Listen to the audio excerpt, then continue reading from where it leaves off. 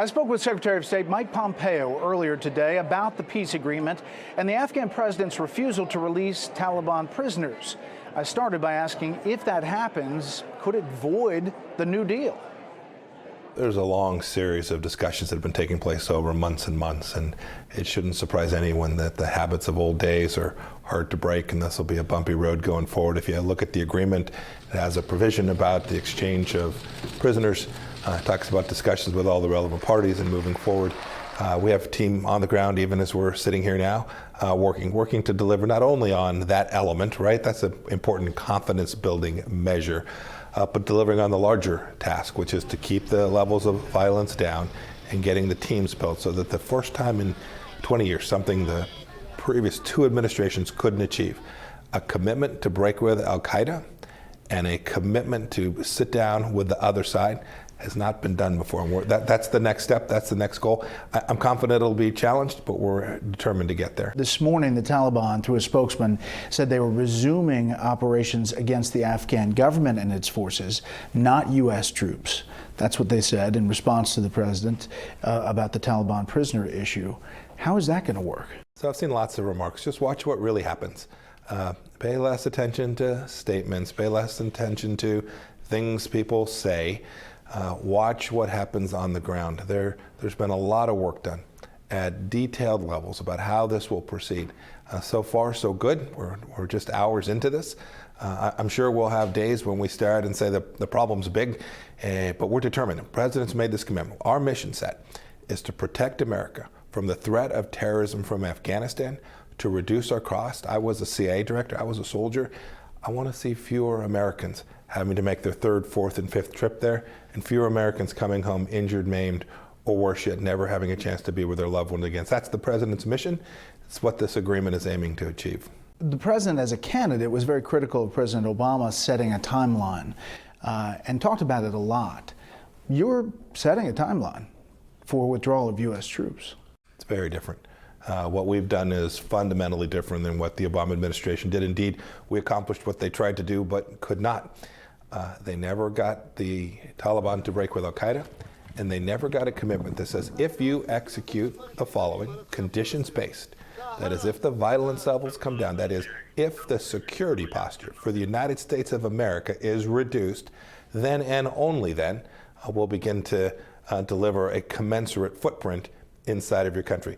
You can see the deal. We've made it all public. There's no secret side deals. Members of Congress will get to see the two classified implementation military elements of this, but the deal is laid out there for the world to see. I'm confident that over time, we're going to get to a better place. Here's what President Ghani said this weekend. The most important verification that needs to take place is not just Taliban cutting ties with Al-Qaeda, but with all terrorist groups.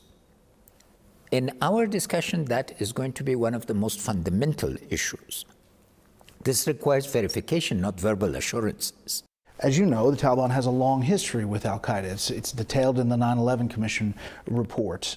This weekend on Face the Nation on CBS, you said that it was a strict cut, and you said that the Taliban would now work against Al-Qaeda, and they've made a break.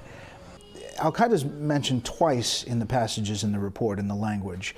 It says it will not allow any of its members or other individuals or groups, including Al-Qaeda, to use the soil of Afghanistan to threaten the security of the United States and its allies. But that's not really a break. That's not a renouncing of Al-Qaeda? Absolutely. Absolutely. When you say you're not going to let them operate there, you know, Brett, they've done it for 20 years. They're not going to let them operate it anymore. That is a central provision. That's one that for 20 years, I know Ambassador Khalilzad was there trying to get exactly that language for 2 decades. We got it. But what's more important than the language, Brett, is the execution. President Ghani here is right. Verification matters. We'll have the ability to see what they're doing. Are they really living up to that commitment? It's our expectation. I met with them myself when I was in Doha. I looked them in the eye. They revalidated that commitment. Now, they've got to execute it. Now we'll be able to see, the world will be able to see if they truly live up to that obligation. It's important because that's the reason we went there, Brett. You know that. I still think about 9/11, and you can feel the emotion of that day. I know all Americans can. We went there to defeat Al-Qaeda. We have crushed them, and we put real costs on the Taliban over the past months.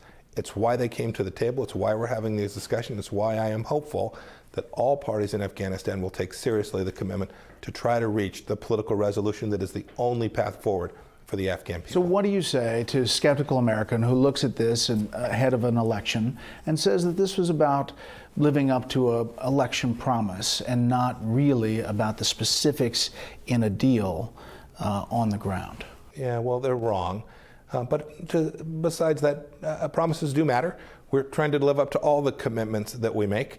It's a good thing that the president made this commitment. It's a good thing we're on the path, but that's not why this timing took place. It took us longer than we had wished to reach this point. These were hard-fought negotiations. The Taliban expressed interest in having these negotiations when President Trump gave the Department of Defense the authority to really go after them in serious ways, and it took us this long. We now have a timeline. This timeline extends past the election, and it is conditions-based. We've got to get it right, Bret. We have an obligation to get this right for the American people. We've got to keep America safe from attacks in Afghanistan. We've got to get the footprint right so we have the resources, capabilities, and skills to do what President Trump is committed to. We took down al-Baghdadi, we took out Qasem al-Irini, we took down Qasem Soleimani, we took down Hamza bin Laden. This president has a clear record on keeping America safe, and we're determined to continue to do that everywhere, including Afghanistan. John Bolton, former National Security Advisor, calls this an Obama-style deal. I know you pushed back on that earlier. He also tweeted out, North Korea, true to form, resumes ballistic missile testing, yet again violating UN Security Council resolutions. U.S. policy must finally face the reality that North Korea will never voluntarily stop pursuing deliverable nuclear weapons. Is he right? President's made a real commitment to try to find a path forward. Chairman Kim now, goodness, almost 2 years ago, made a commitment to denuclearize. We're determined to try and achieve that. The path forward for the North Koreans is very clear. We are hopeful they will choose it, and we're using every diplomatic tool we have in our tool bag. Last thing, coronavirus. Are you considering moving staff anyplace besides China out of a spreading coronavirus environment? Italy, Europe, other places? It's a good question, Bret. Look, it's the Vice President and Secretary Azar are running the elements of this. We're working with them to make sure we get it right. We want to keep our team safe, not only our diplomats and all the people that fall under the State Department in countries around the world, but we want to make sure we keep our soldiers, sailors, airmen, and Marines safe as well. It's a complicated decision-making process. We're constantly evaluating both the right number of people to have and where we can have them. Mr. Secretary, we appreciate the time. Great. Thank you, Bret.